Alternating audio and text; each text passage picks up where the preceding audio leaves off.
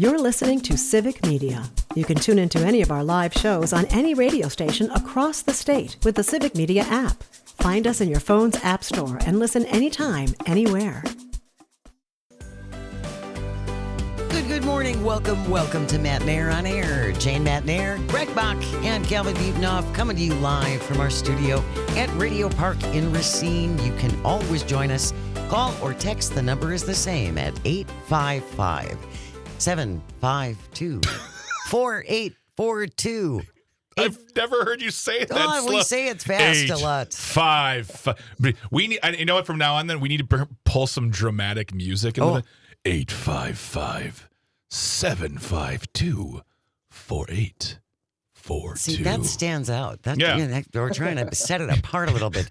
Or 855-75-CIVIC. That works too.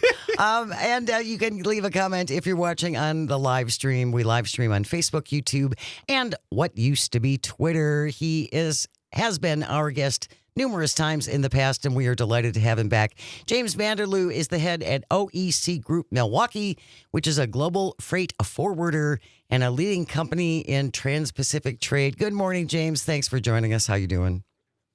Hi, good morning, Jane, Greg, and Calvin. It's great to be with you guys. Hey, I'm doing okay. I'm not going to complain. We're almost going to make it through the hump today. So, well, that's there good. You go. All right. Yeah, it's Wednesday. It's hump day. Yeah. Let's talk tariffs and global trade and supply chains.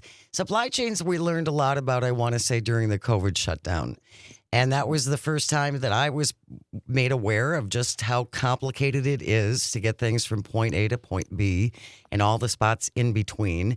And now with the tariffs, because there is still a lot of certainty out there. Is that accurate? Yes, and that's sort of the biggest thing still is really the uncertainty. I try to make it, I've tried to use this analogy. It's not 100%, but it kind of makes sense for most people. Just imagine you have to pay your taxes that are due today. You know that you probably have to pay more than what you think, but you don't quite know exactly what that is. And sort of the rules are changing day by day, but you're still expected to be submitting your tax payment to the government today. So otherwise it's late and they'll come after you and tell you that you need to have more. So it's that uncertainty is kind of, I would say kind of been the predominating thing this year. That's the issue that most people have. I think that if you talk with most companies, they'd rather just sort of know what the game plan is going forward and then just go by those rules versus just kind of having to reassess, every other week or whenever there's an extension or, do I ship now? Do I wait? So those have kind of been the issues that I've been seeing a lot of this year. But I think that's a really good analogy that you made, James, because again, okay, today I know I'm going to have to pay $500 more in my taxes. So I put that aside. Mm-hmm. Well, and then 3 days later, it's only going to be $250. Well, now do I spend that $250 that I have extra, or do I keep it in case in another 3 days it goes up to $1,000 I'm going to owe on my taxes? Mm-hmm. You cannot plan. We've talked about this so many times about how businesses hate uncertainty. Yeah, absolutely. And that's kind of been that's the issue that we speak to. And again, these businesses are resilient. They are working very hard to work with companies like ours to figure out, okay, what's the best way I can do? Can I use these provisions within free trade agreements? Can I use these things within agriculture to kind of mitigate a lot of the tariff impact? And, we've had to learn a lot in addition to our customers. That being said, they've had to focus on these things versus focusing on how to grow their business or ordering more things or focusing on selling their products. So again, regardless of sort of whether you believe in the tariffs or not, that's just something we've sort of seen sort of a day-to-day is just what the companies are having to prioritize and what they're needing to divert their resources to during these tariff negotiations. And it's something for me, it felt like, as I'm not a person who, I am a person affected by the tariffs and as much as I am a consumer, but I don't work directly with them on either export or importing. And I would just always in my head figure, oh, well, James and the people in his industry, they know what's going on. They'll get a sheet every day saying, this is what you do, this is what you don't do. But really, when it comes down to it, we're all sort of in it. Because we do this show, people will say to me, well, what's going on with the tariffs? I'm like, I have no idea, because that's just it. Like one day we hear 50%. Okay, we know this country is getting 50%. 3 days later, that's on hold. So it kind of feels like now we're all in this together, whether you're in the industry or outside of it, and we just have to just wait for to lack of better terms, wait for the whims of the government. Yeah, and that's kind of the thing is everyone's like, can you point to a demonstrable effect that the tariffs have had? And it's kind of tough to say because in our industry things take just such a long time. It takes 30, 40 days to even transport something. Before that, you have to put in your order with the supplier overseas, which can take, depending on the product, 30 to 60 days. So all of these things take a really long time to play out. I think you're now just starting to really see the beginning effects of kind of how the tariffs have acted into the market. So there was, it's sort of a tale of two cities. You're going to see some numbers coming out of like Los Angeles saying, "Wow, we've never handled this amount of, or this is we're near record numbers in terms of volume." The caveat to that is that the National Retail Federation and a lot of industries are projecting a very slow end of the year. They're projecting that basically by December, container volumes are going to be near what they were of lows in 2023. So, I think we're just starting to see that beginning phase. A lot of companies decided when there was that first round of pauses, well, I better bring in everything that I need for the year. Now. I don't know what's going to happen Right. after the fact. You might have some people that held off, but traditionally there's a little bit of a rush at the end of the year for Chinese New Year or Lunar New Year, which is in March in 2026. So typically there's a rush. We don't really know if we're going to be seeing that rush that there normally is during that time. So I would say that we're really starting to see that effect of where these tariffs are in terms of the ordering practices, and we'll really kind of need to unfortunately wait a little bit longer to see how these tariffs are actually affecting the entire economy as a whole. If you're just joining us, James Vanderloo is our guest. He's the head of the OEC Group. Milwaukee, they do a lot of imports, exports, things like that, and we're talking about tariffs. Is there a deadline coming up in November, James, as far as tariffs? Correct. So there's a few deadlines. So there's there's I know, and it's a few months ago they said, hey, we've got something planned with China. It's been crickets ever since.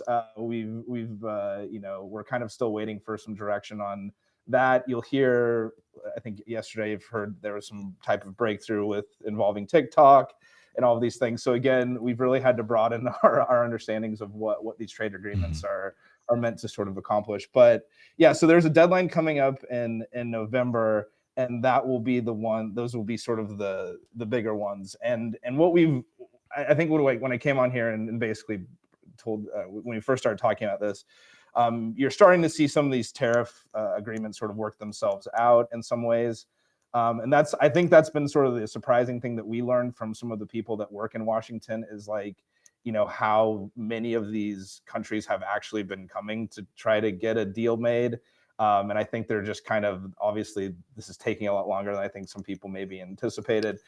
My thought was that this is obviously a very huge task, and therefore it's probably going to take a lot of time. Yeah. But we're starting to see, some of these deadlines come in. The 10% is, it's going to affect businesses, but it might not affect their ordering behavior.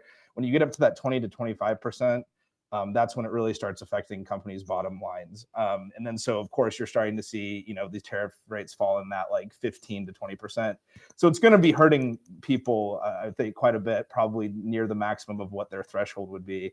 And it's, I think these things will slowly kind of trickle in, the closer we get to November. But of course, there could always be another extension or something that we just don't really know. 90 deals in 90 days. I seem to recall that was one of the big things that was touted right after the results of the election. 90 deals in 90 days. Boom, boom, boom. It's going to get done so fast. Everybody can't wait. We're waiting. Yeah. We're still waiting. We're yeah. still waiting. Yeah. Like I said, there's been a couple. And then the most, I would say the most surprising one that we saw was obviously the 50% one that got hit that hit India due to their purchasing of Russian oil. That was one that kind of, I think, caught people a little bit more off guard than they were looking for, because for a while, India had sort of been sort of an alternative to using China for a lot of the goods, which China obviously is the one that's penalized the most right now with the Section 301, the Section 232 steel and aluminum tariffs, and then the IEEPA, which is the sound that most customs brokers make every day when they see the new when they see the new publications coming from the government. But that stands for the International Emergency and Economic Powers Act of 1977. So that's where that all comes from. So all of these things are stacking on top of each other. There's some cases where a couple of the tariffs will apply. There's some where all of them will apply, and it's just, you really have to dig deep, and they just keep on kind of like broadening the scope of what's included in these potential powers. And then we obviously, to make things even more confusing, talking about your deadline in November, we have a Supreme Court case coming up to determine whether these are even constitutional in the first place or not. So, well, there's something that I want to, and please tell me if this is incorrect, but I found this on the internet. Heard of it?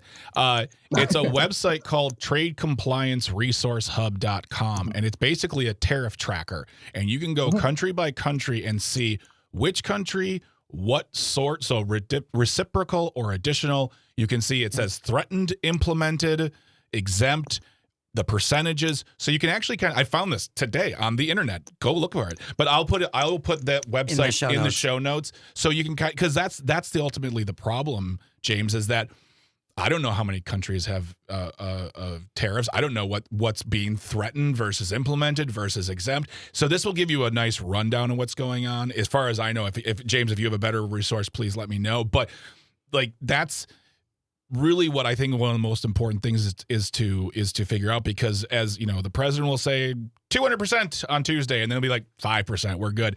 And I guess the question I have, and you can answer this on the other side after we come back from our snack and water break, is just you said that everything runs slower because of everything that goes on in the industry.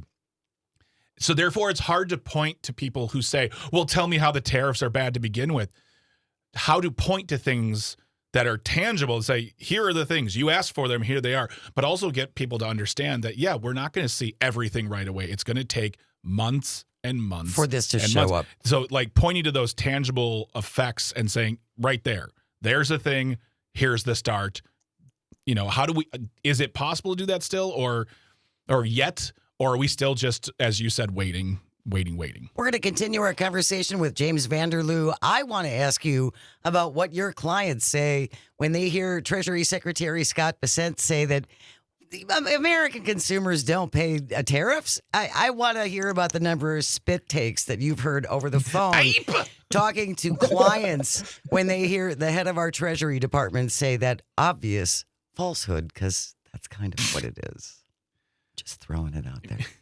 Also, we want to talk about, there is a new report this morning that came out in Bloomberg about U.S. home starts are the lowest since they've been in months, and what that's going to mean as well going forward. Stay with us. We're talking to James Vanderloo, head of the OEC Group Milwaukee. You're listening to Matt Nair on Air. This is the Civic Media Radio Network. We will be right back.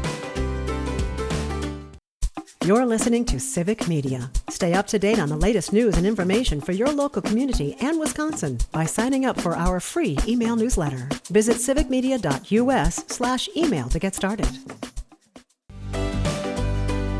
Good morning and welcome back to Matt Nair on Air. Jane Matt Nair, Greg Bach, and Calinator on the board, coming to you from our studio at Radio Park in Racine, where you can join us.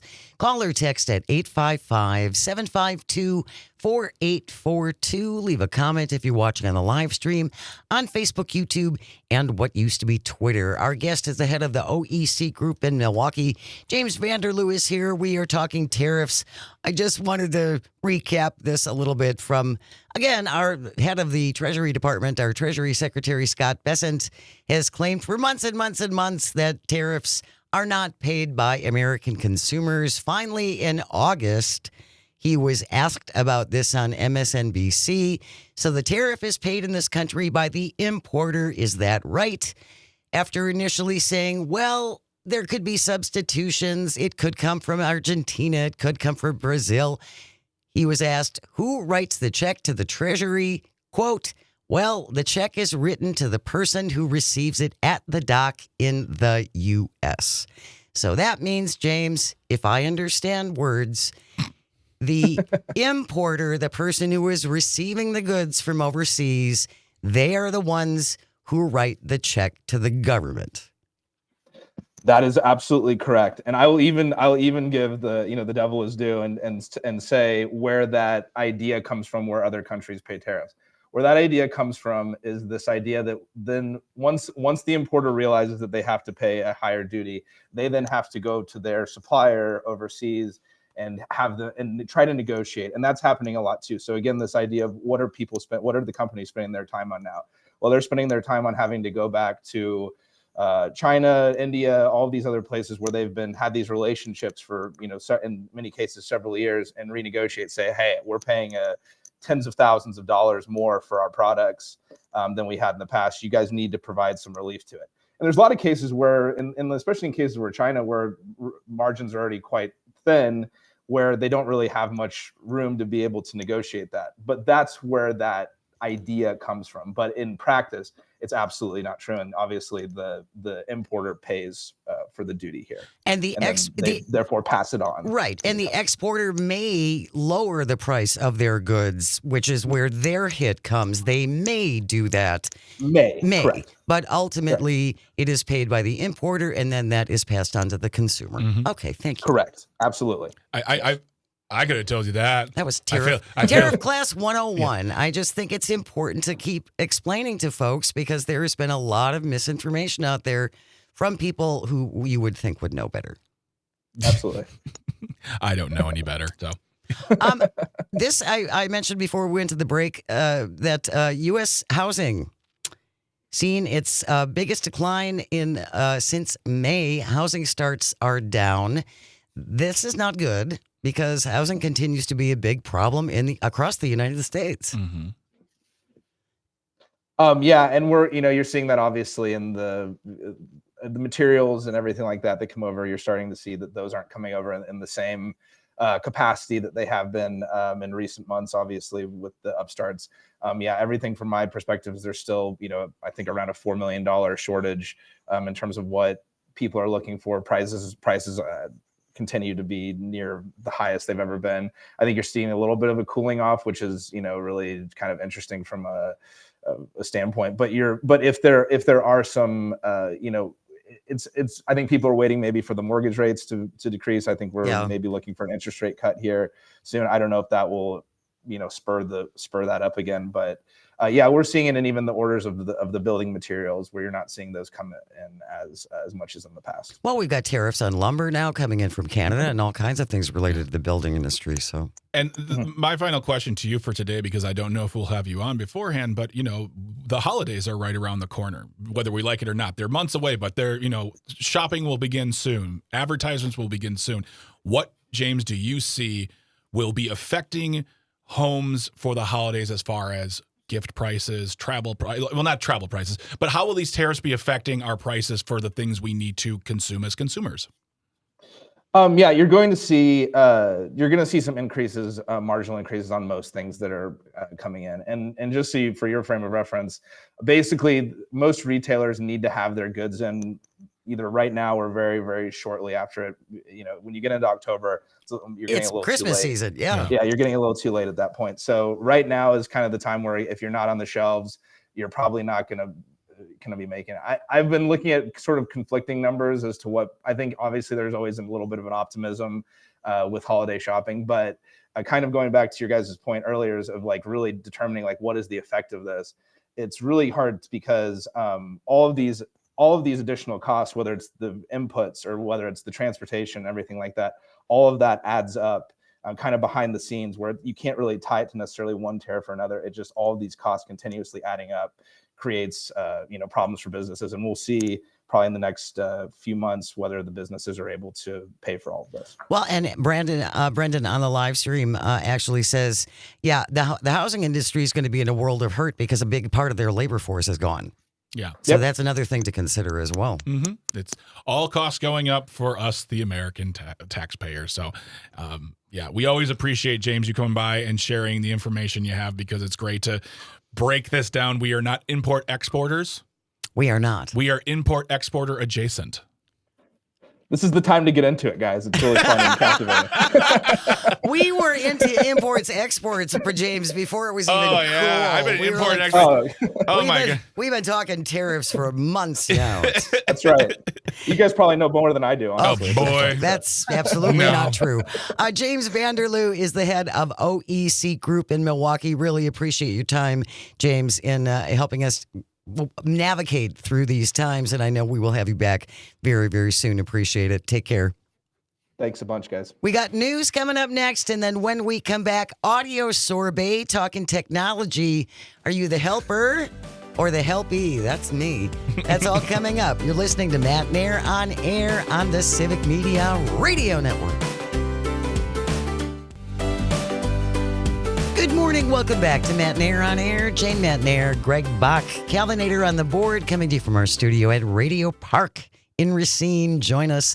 Call or text at 855-752-4842. Leave a comment if you're watching on the live stream on Facebook, YouTube, and what used to be Twitter. Coming up later on today, Maggie Dawn Show, 4 to 6 across the network. In the 5 o'clock hour, she's going to talk about insurance premiums. Oh, boy. And what those could like, especially for people in the ACA. Yes, we talked about that last week, and right now Senator Baldwin, as well as a senator from New Hampshire whose name escapes me right now, is trying to help those who are on the ACA Because those premiums could go up. double Yep. what ours will already go up. Yeah. If you have traditional access to healthcare, that is. So, again, join Maggie today. She's going to talk to State Senator Kristen Dessler-Alfheim from the Fox Valley. Later on today, 4 to 6, Maggie Dawn Show across the Civic Media Radio Network. This is the portion of the show where we try to get away from politics and the heavy things and just take a breath. We call it audio sorbet, Ooh. where we lighten your, What? we clean your, Just let me do the line. I'm sorry. Audio sorbet. We clean your ears with fun. I think we need an opener. I think that should be the opener. Yeah, I think so. Audio sorbet today, 855-752-4842. We would love to hear from you. Technology, are you the helper or are you the helpee? Seems to be there's usually one person in the household. Can you help me do this thing that I don't understand? I can't sign into the thing. What's our password? How do I do that thing? Why do I have to update what's firmware? 855-752-4842. That's 855-75-CIVIC. We talk about this because I am the help. I need help. In so many ways. It's like That's a Taylor whole Swift nother- song. Hi, I'm the help. It's me. I need the help. Yes.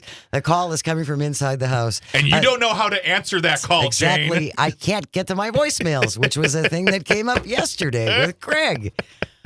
I go to get my voicemail Yeah. and it says enter the passcode. Mm-hmm.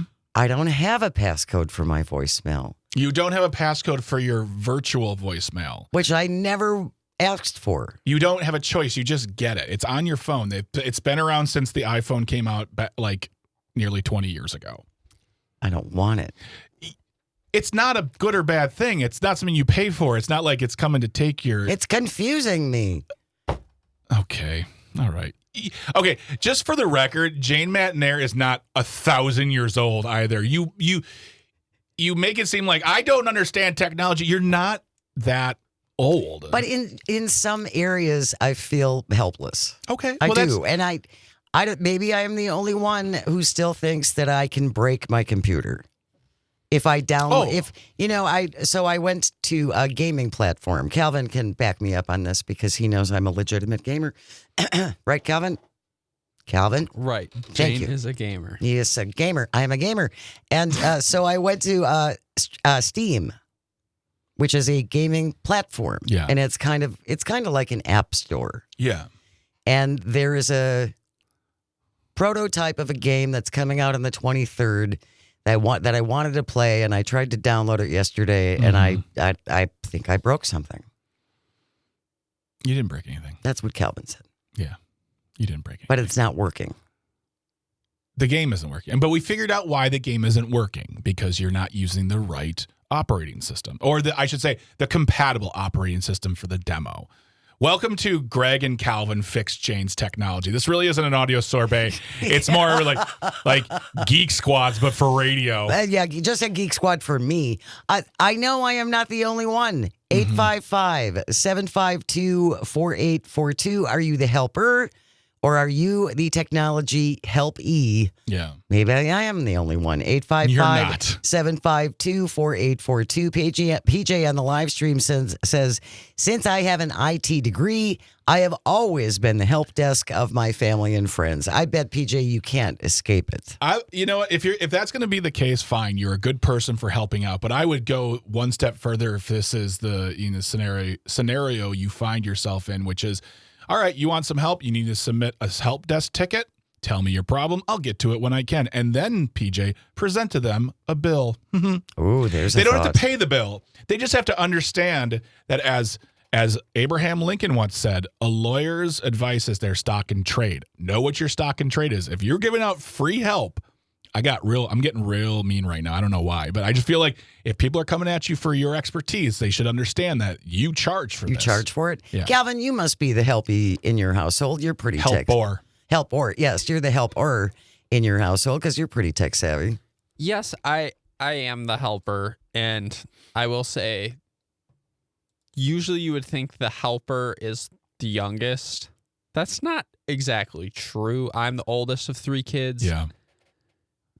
And we're all pretty close, so it's not like there's a technological gap or anything. Right. But I consistently have to help my younger brother. I'll give my sister credit. She's pretty self-sufficient. But my younger brother is always like, can you help me figure this out? And I will say the biggest frustration is when I don't know how to do it and I Google it and it's like So you are easy. just as capable of Googling things Yeah. as I am. See, and I think we've gotten to the root problem here with this, Calvin, is that your brother says, can you help me? He knows you'll say yes, so he's less inclined to simply type into his device that he probably needs help with to say, how do I do this thing? Because he knows you'll do it for him. So you are essentially becoming my mother in telling me to go look it up. Yes, that is the new, yeah. That is the new go look it up. Mm-hmm. Yeah. I will say Okay. the you can Google as good as I can excuse for my brother and sister works. In a lot of cases, it is a lot more efficient for me to Google something as opposed to my dad Googling it. So I will say I have some skills with Google that are beneficial to others. Well, and I have Googled things for help, but sometimes I find the help suggestions more confusing than the problem that I started with. Well, and I will say this. That is maybe one of the benefits of using AI in the internet webosphere. That's right, I said that. Is that when I look up things for instructions, like a lot of times like you're using a piece of software, it will lay out the instructions steps very well, or at the very least give you a link to go find somewhere else. So in the world of, especially in like, if you're looking for a printed version of YouTube University, you want the step-by-step. That's where AI can be helpful. And you kind of can't get away from it nowadays with Google. They shove AI at the very top. At you, yes. But yeah, I mean, definitely, if it was my brother or sister, Calvin, I could definitely say Google's free, my dude. But to your dad, I get that. Now, I'm very unique in the situation of I never have to help my mother with any of that stuff. Really? My mother has been both tech savvy as well as very tech open-minded for a long time. We had a computer. She had to have a computer at home for work, so we always had a computer. She made herself aware of how they work so she could fix them if she needed to. For her. Yeah, so I've never had to really help her with any technology. Maybe something with a television, because televisions always change. And even sometimes I'm stumped because I feel like especially with televisions, I'm like, my thought is, I just want to watch this. Why are you making everything so difficult right now? So I am very, very lucky. In our house, in between my wife and I would say I don't have to help her either. Like, it's pretty self-explanatory. Our devices are very simple anyways. It's not like I'm sitting here cracking codes and rewriting operating systems. I'm like, oh, try pressing that button. It's literally a series of guesses until I get to where I need to go. But again, you're doing it with the confidence that you're not going to somehow break your system. That, and also I'm doing it with the confidence that I could eventually get to the point where I have to say, I don't know. For me, the fix is not the all-encompassing goal. It's about, well, let me rephrase that. The fix is the goal. Getting there without feeling like I don't know something is fine. If I have to look it up or I say you have to ask somebody else, that's fine by me. Sure. 855-752-4842, our audio sorbet today. When it comes to technology, are you the helper or are you the helpee in your household? I am definitely the one asking for help. 855-752-4842. My mother is no longer with us, but I know my sister Kathy used to spend so much time with her just to get emails. Oh, yeah. I feel like I can't go on right now. You're going to incriminate someone? I don't want to. I mean, I will say this. I know somebody who I have helped a few times. Not a lot, but I've gone with my friends to their house, special trips, to almost do a kind of all right, what do we need to work on? Should we go through the basics, giving them a basic class? Well, not even basic class. Honestly, no.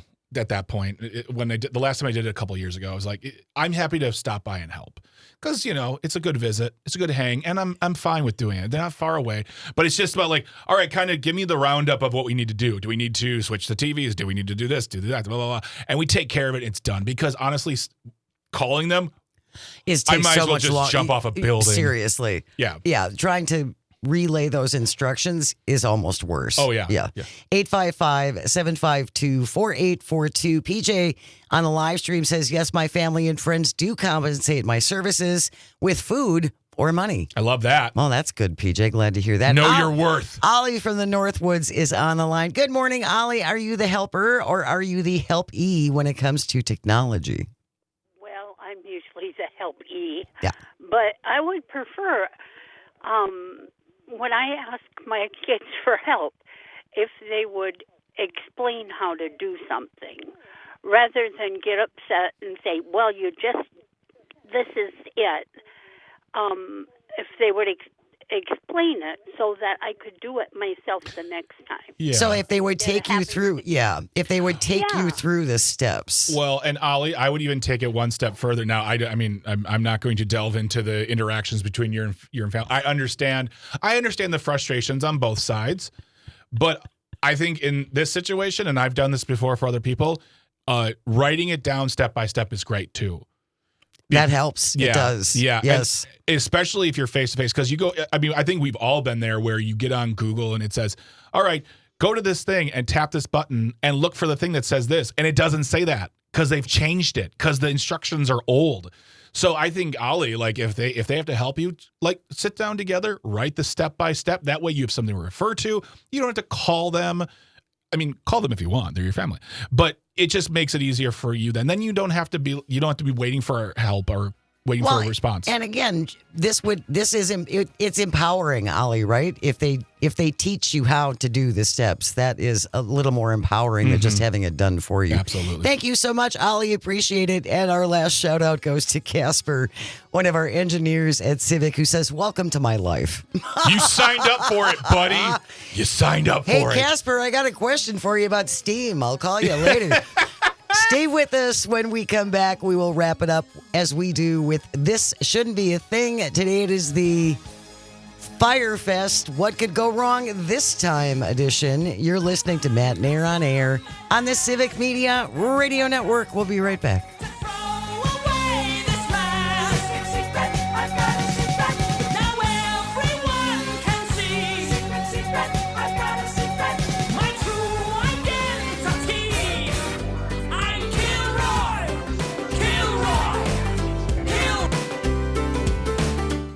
You're listening to Civic Media. Find the latest news, information, and archives of all your favorite shows on the Civic Media website, civicmedia.us.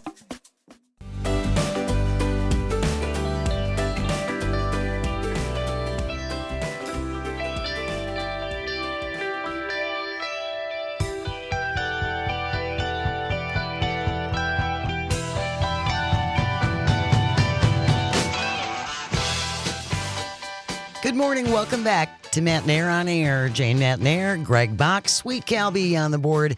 Coming to you from our home here at Radio Park in Racine. Join us, call or text at 855-752-4842. Leave a comment if you're watching on the live stream on Facebook, YouTube, and what used to be Twitter. Before we went to the break, we had Audio Sorbet. We were talking about technology.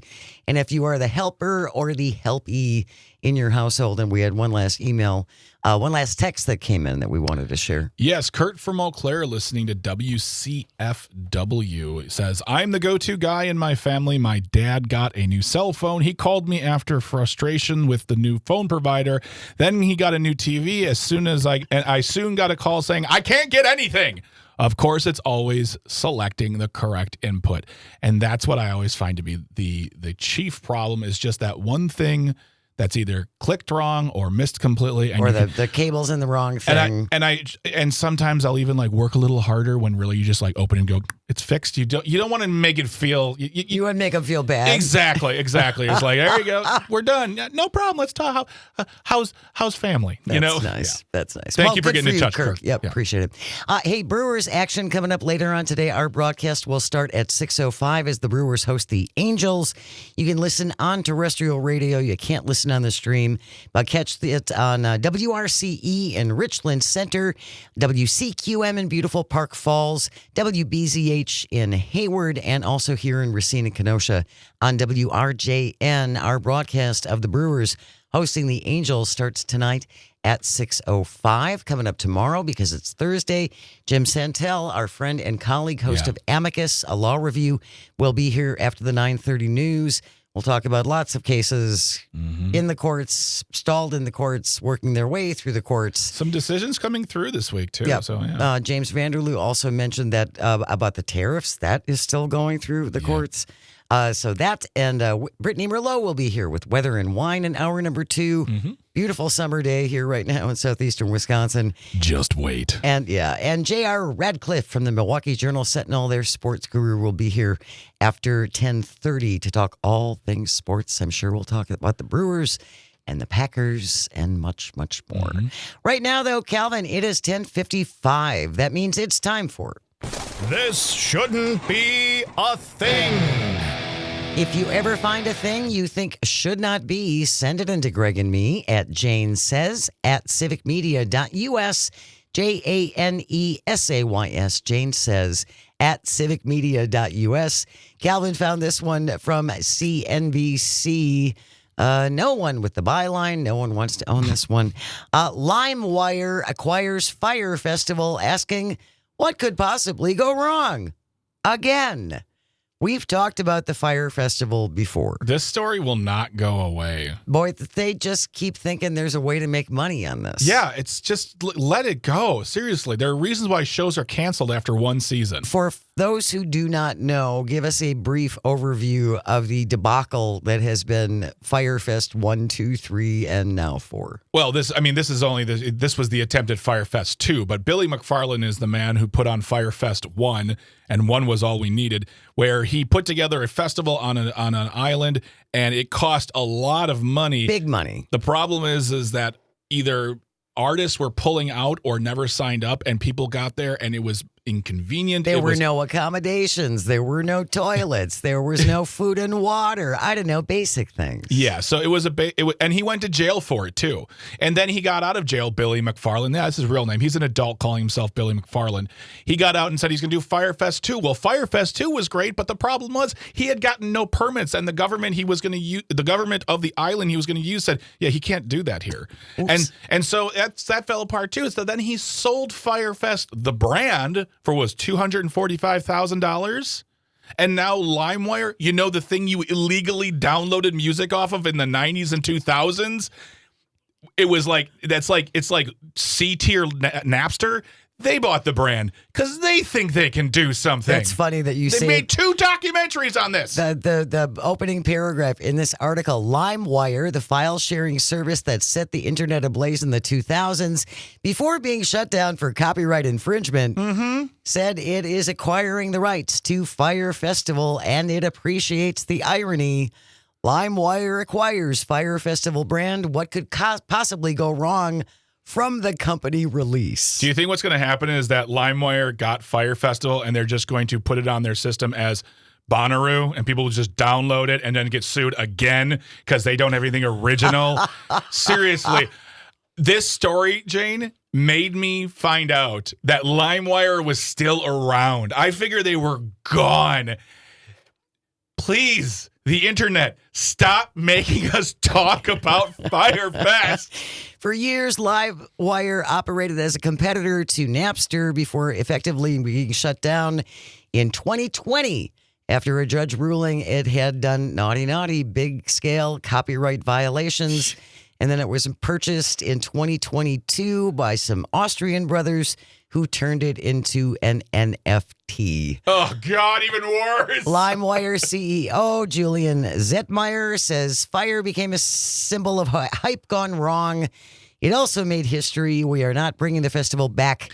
We're bringing the brand and the meme back to life. Read the first sentence of that quote again. Fyre became a symbol of hype gone wrong, but it also made history. Yeah, so let's invest. I know, right? Standing in front of a group of people. Why should I invest? Because this was a branding that went wrong. Let me tell you more. That wraps up today's episode of This Shouldn't Be a Thank you, Greg and Calvin, and all of our engineers and everyone at Civic. Without you, nothing works. And thank you most of all for calling and for texting and for listening. It means the world. I hope you find some joy today and you get the chance to share it. Keep it right here. We have news coming up next. Tom Hartman, 11 to 2. Coming to you on the Civic Media Radio Network. We'll see you tomorrow. The national news cycle never stops, but it can be hard to find news about your local community. Civic Media is dedicated to providing quality local and state news coverage across Wisconsin. With the Civic Media app, you can get notifications about local stories that matter to you and your community. Find the free Civic Media app in your phone's app store and choose notifications from the menu to tell us what kind of news you want to hear about.